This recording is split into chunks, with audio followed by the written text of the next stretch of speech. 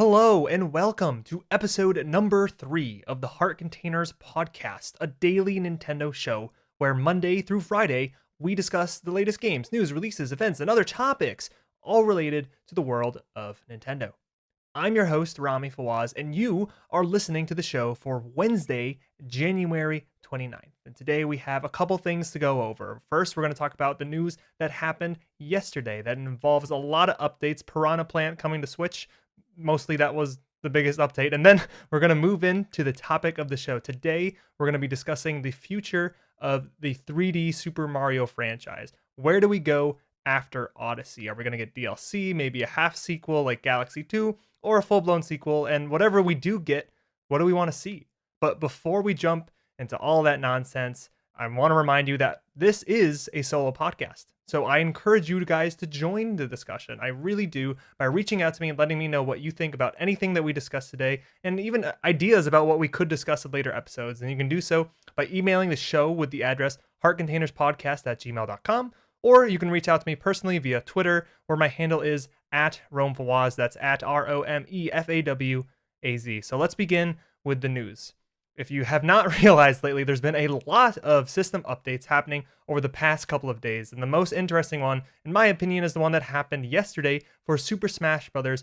Ultimate. Now, if you played the game within the last week, you probably realized that there was a notice warning reminding people to save their replays before version 2.0 comes out within the next 7 days. That's what the warning said.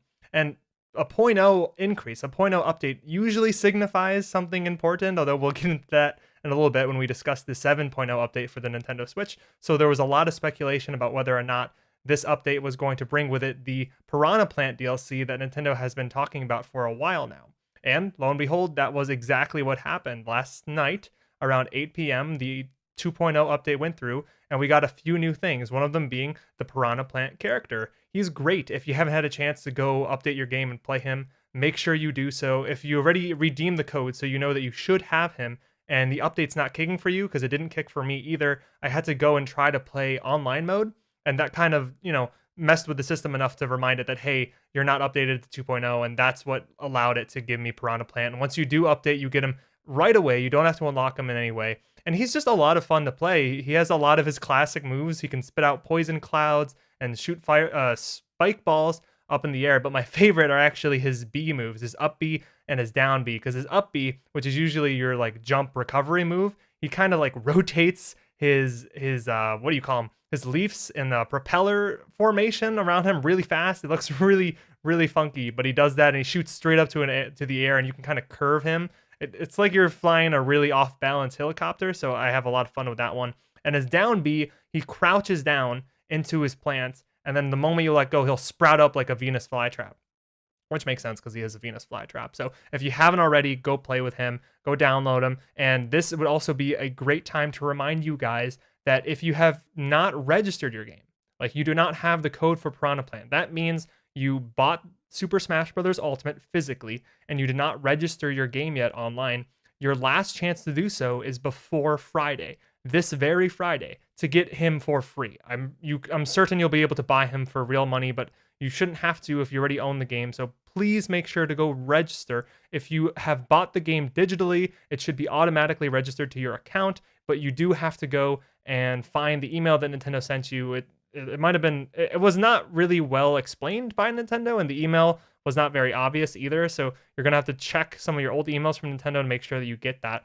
Now, the code itself, after you register, I'm being told that you can use that code, that free code, to get Piranha Plant for a few months after the launch. So you don't have to worry about the code itself. It's only if you haven't registered yet and you own the game. You should do so before Friday, and that way you can play Piranha Plant like everyone else. Now, he wasn't the only update that came out in the 2.0 version of Super Smash Bros. We also got a couple other things. There was a bunch of balance changes, as you might expect, with a list of patch notes. That's always cool to see from Nintendo, because they didn't always used to do things like that, as well as an update to the Spirit Board mode, which I don't spend a lot of time with, but some people do, especially when it comes to those Spirit events that come out. Well, now you will be happy to know that Spirit Mode can be played offline with 4 people. So it's now multiplayer, 4-player. I mean, that's probably for the best, I would guess. It makes it more enticing for me, at least, as someone who was not really interested in Spirit Board mode in the first place, and now I can actually play with friends. So once I get a couple friends in the first place, uh, yeah, yep, that's what we'll do. So the second update was Splatoon 2. It had a versioning of 4.4. Not anything to really talk about. I just, while we're on the topic of updating and games, and that's really all that happened yesterday, is that a bunch of games and such got a lot of updates. So Smash Brothers got its 2.0, Splatoon 2 got its 4.4.0. Not much to expect. You can go read those patch notes online. It's all balance changes pretty much. And then within the last couple of days, the Switch itself got updated to version 7.0. Expectations were set very high, even though they were most definitely not met. It just tends to happen when, again, a game or a piece of hardware, the operating system on a hardware rather, gets a 0.0 update. It's supposed to be a big deal, or at least people read into it as saying it's supposed to be a big deal. And we didn't get much from the Switch update itself. We got a few new profile icons, which are okay. I mean, they're about new Super Mario Brothers U Deluxe, which not my thing. I mean, not the game is fine, but icons on my Switch, I would rather have icons for more Switch games than an icon for a game that was from the Wii U era. It doesn't really fit with me, so I didn't get that excited for it. As well as the addition of a couple new languages, including Korean and Chinese, and that might sound small, but that's actually a really big deal if you think about how many people out there speak Korean and Chinese combined. So Nintendo is definitely appealing to a wider audience with that one. So I'm glad for everyone who has been waiting for that. I know that there are at least some people that have been, so that's always a good thing, but nothing major, no like folders or themes or anything like that. Those type of things usually come in the second half of the lifespan of a console. It just seems to be what Nintendo does. Just look at the 3DS before it really got the theming, which is what I'm referring to right now. It didn't come till much later. So it's just not on the top of Nintendo's mind. All right, let's get into the topic of the show today, Super Mario Odyssey, what comes next? It's been over a year since that game arrived, and when it came, it was met with critical acclaim across the board, really. I personally see it as one of my favorite Mario games, and that's mainly because one of my favorite 3D platformers is Banjo-Kazooie. I actually like it more than Super Mario 64, believe it or not, and I think part of that reason was because Banjo-Kazooie was my first 3D platformer. I played that game that was my first N64 game, and I played that before Mario 64, and a lot of what that game did was what I defined as being a great 3D platformer. So this idea that the worlds that you visited persisted, they had this level of permanence to them where you could stay in that world and you can go find a Jiggy here or a Jiggy there or a collectible item here or there, and it wouldn't kick you back out. And it wasn't the fact that it kicked you out that bothered me. It was the fact that the world changed every time you came into it. I like the idea of really trying to explore every single nook and cranny and try to find something in a place that was static, and then feeling like you really accomplished it, that you got 100%, and then you could leave and go somewhere else. And that's actually a lot of the reason why I love Super Mario Odyssey, is because it actually borrows a lot from the Banjo-Kazooie franchise in that way, where the worlds are persistent and they do encourage you to look around in a world that doesn't really change. Now, it does change post the endgame content a little bit,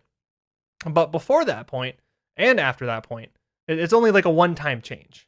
Oh, I guess that's not true. It does change a little bit when you finish like a little story beat. But for the most part, when you compare Mario Odyssey to other Mario games in the past, when you enter a world, it has a certain level of permanence, even though, yes, there are changes. And I think that's one of the reasons why I connected with that game. And I'm saying one of the reasons because there were a lot of reasons. There were a lot of reasons why a lot of people connected with Mario Odyssey, because it's a fantastic game. And that begs the question, are we going to see something substantial coming after that game? And I don't necessarily only mean, are we going to see like the next generational jump? I'm not saying, okay, we've got our Sunshine, when are we going to see Galaxy? I'm also bringing up the possibility of, are we going to see DLC?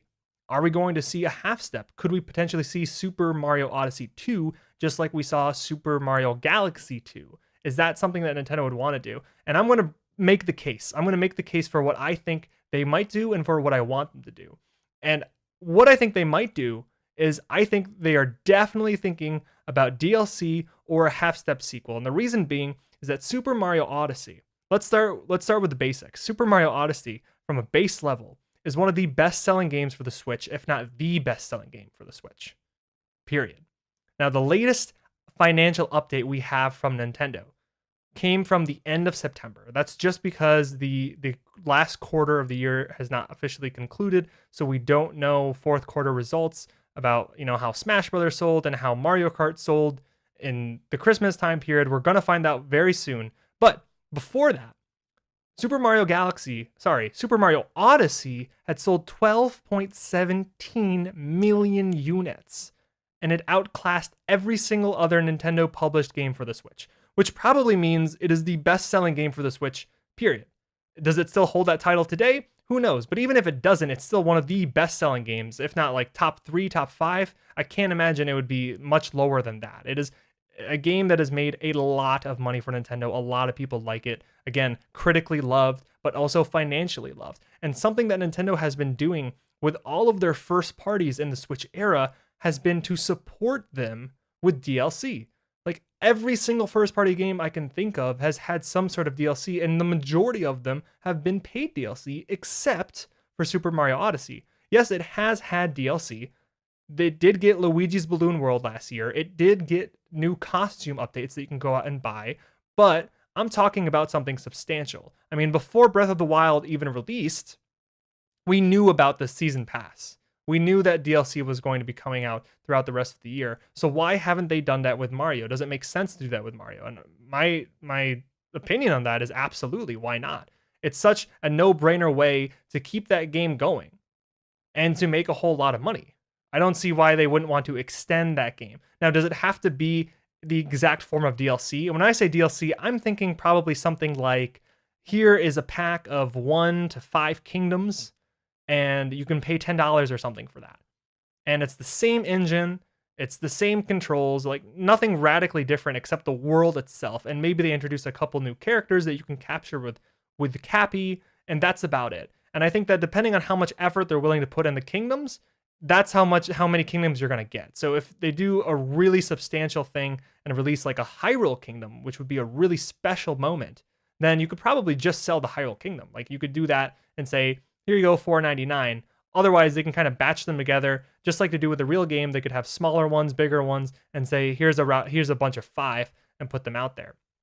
That's something that I would be more than excited for. I love that idea of supporting Super Mario Odyssey in 2019 with paid DLC. I think it makes a whole lot of sense. Now, the only reason why I think they might not do that specifically is because, A, it's already been a long time since that game released.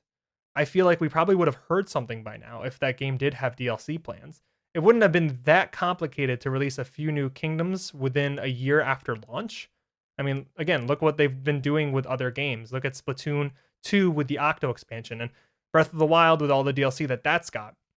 They definitely could have released at least one DLC pack since Odyssey released. So I'm hoping what that means is that they're actually doing something very similar with what they did with Galaxy, where the story goes, when they were making Galaxy 2, they actually didn't know that they were making Galaxy 2. They thought that they were going to be making DLC for Galaxy 1, but the ideas kind of spiraled out of control until they had so many more mechanics than they anticipated. They had just so much more content that they figured, hey, why not just go, the extra yard and call this a whole new game?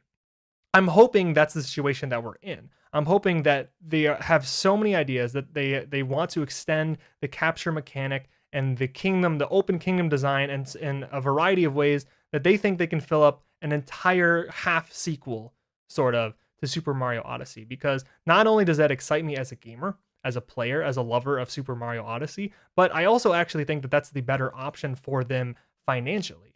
Because at the end of the day, when you release DLC, I think you're only ever getting a portion of the people who bought the original game to buy the DLC. So there's already a barrier for entry. You have to buy the game, and then after you buy the game, you have to decide to again buy additional content, as if maybe you weren't fully satisfied with the game by itself. So out of those 12 million people thus far that we know of that have Super Mario Odyssey, you're only going to get a subset of them to buy Super Mario Odyssey DLC, and they're only going to be paying like $5 to $20 or something like that for the DLC experience. Whereas if you release Super Mario Odyssey 2, if it does have a substantial amount of content in it, you can sell that for $60. So Nintendo can make a lot of money off of it, because it's probably going to be a little bit of a less resource hog than the actual game itself, because the engine is done, the mechanics are complete. It's just about adding new worlds and maybe a couple new captures if they want to do that. Um, they can choose to go the extra mile beyond that. Like I wouldn't mind them doing things like new playable characters or even pushing the multiplayer mechanics a little bit further with kind of what they did with Luigi's Balloon World, but going a step beyond that. But they don't have to. They just have to do just enough to justify the $60 price tag, and then they can make a lot more money. Plus, because there's no barrier for entry, it's no longer, oh, if you're not satisfied with Super Mario Odyssey 1, then you might want to consider buying more content. Those 12 million people can once again buy why do I keep saying Galaxy? Odyssey 2. I think it just has a way more potential to be like a big hitter for Nintendo as opposed to doing DLC. So I actually think that not only is the more likely option that they're going to do a half step like this, but I think it's the more sensible option. I think they're going to make more money, and I think they can use it as a marquee title in a way that they couldn't necessarily do with a lot of their first party DLC packs that they've done so far with the Switch. So I'm putting my money on that one. The third option, when you have DLC, you have a Galaxy or an Odyssey 2. Man, I got to stop saying Galaxy. An Odyssey 2, or the third option being, what if they just don't do anything? What if they just wait for the next generation? The reason why I don't like that idea is because I don't like that idea. Plain and simple. There's just something inside of me that just doesn't feel good about throwing away what Odyssey has. It has so much potential. It really does remind me of Galaxy, and this time I mean Galaxy, not Odyssey, because when you play Galaxy, you're just introduced to a new world, a new design, all these new mechanics, and you're just like, wow, wow, wow, and you get used to that way of playing with Mario. Mario feels a certain way. I mean, yes, people had a problem with the Wii controller and the motion controls, but that idea that you would jump and you would flick your wrist and then Mario would kind of do this twirl in the air and stop, that becomes part of the lexicon of Mario. That becomes muscle memory. And you kind of want to extend that to see how far you can take it before you put that down. And I was glad that I was able to use that again in Galaxy 2. And now with Odyssey, we have all of these new things joining our language. It's like we've learned a whole new language, really, for how to play Mario, and I'm not ready to give that up, even though I've played the crap out of that game. I just want more of that. And when I think about what the next generation of Super Mario 3D could be, I honestly don't even know. Like I honestly can't even think of another mechanic that might be just as versatile as the ones that they've already done thus far. And it's because of that. It's because that I don't feel like I'm even ready to discuss what it could be to take Mario in the next generation. What mechanic might be even better than capturing or gravity or flood or anything that's come in the past makes me really feel like there's a lot of untapped potential with the Odyssey gameplay, with the Odyssey design. And I think Nintendo is putting or would be leaving a lot of money on the table if they decided not to do any sort of DLC / half step content on top of Odyssey. So those are my thoughts on the topic. I really do hope we see something coming for our Odyssey in 2019. If not 2020, maybe that's how much time they need to actually make a sequel to that game. But I want to know what you guys think. Do you guys agree with me on this topic? Because I mean, this is all opinionated. I mean, some of it is predicated on factual evidence, like which ones might make more money than other ones, and you could argue that, but I want to know what your opinions are on all of this. Would you rather see paid DLC? Would you rather see a sequel like a Galaxy 2 but with Odyssey 2? Or would you say, hey, just wait and give me the next generation as soon as possible? I'd rather not fool around with half steps or DLC. I just want whatever is coming next for Nintendo. And whatever we do get, whatever you want them to bring us, how do you want them to change the game? Would you be okay with just having more kingdoms? Would you want more multiplayer aspects, for instance? And what kind of kingdoms are really going to make you excited to go back to that game? And if you're the guy who's saying, hey, no, I want the next generation of Mario, what does that look like? Please tell me, because I have no idea what that looks like. And although I'm not ready to move on from Odyssey, I am fascinated to know what will happen after Odyssey, in the same way that I'm fascinated to know what the next step for 3D Zelda will be. Because whenever there's this monumental moment in a franchise where it really seems like they nailed it, that they really took a revolutionary style step forward in the design, the next question is, okay, but what's the next step? because you know that these franchises are never going to go to sleep. You know, they're going to keep getting more and more and more, and you kind of want to see what this trajectory is going to lead them on. So I want to know what comes next in Mario Odyssey, whether that's a few weeks from now, a few years from now, 10 years from now. So if you have any thoughts, let me know. And that's it. Remember, if you want to send me those thoughts or other suggestions or feedback or opinions on anything that we discussed, the news about the updates to Smash Brothers and such, or the topic that we went over, or again, if you want to suggest your own topic, reach me at heartcontainerspodcast@gmail.com or at Rome Fawaz on Twitter. This has been Heart Containers episode number 3 for Wednesday, January 29th. Thank you so much for listening, and I'll see you guys real soon.